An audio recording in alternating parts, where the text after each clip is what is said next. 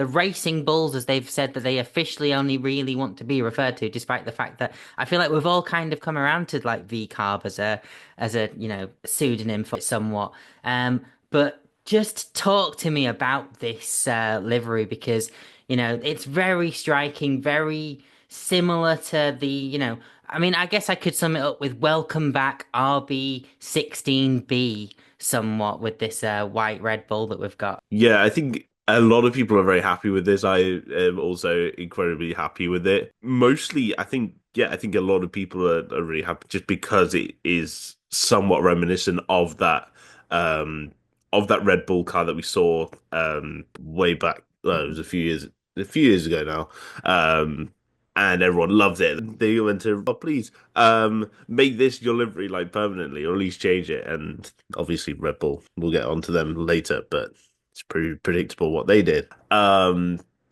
So yeah, to then see it being kind of like adopted by their sister team is quite nice, and I think in general, sort of that team, like whatever iteration it's been, whether it's like V-Carb now or AlphaTauri or Toro Rosso, generally have had since like 2017 had really good liveries, and they kind of just for me just continuing that they always seem to pull it out of the bag every year. Their last year it was kind of reminiscent of those sort of 2017, 2018, 19 Toro Rosso.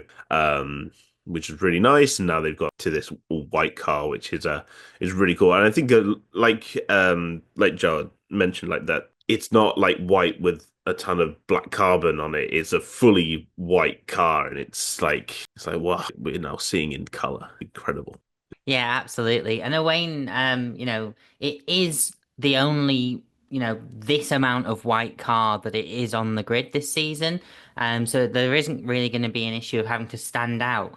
Um, Obviously, it's very similar to the Red Bull livery that we'll talk about later on, but, it's identifiable, it's V-carb. What do you think of this one? Yeah, I mean, it's obviously it goes back to the I think it was the Turkish Grand Prix that they were running the RB16B as Louis mentioned, and it looks stunning. I think the sort of I wasn't enamored with the blue, that metallic blue for V carb.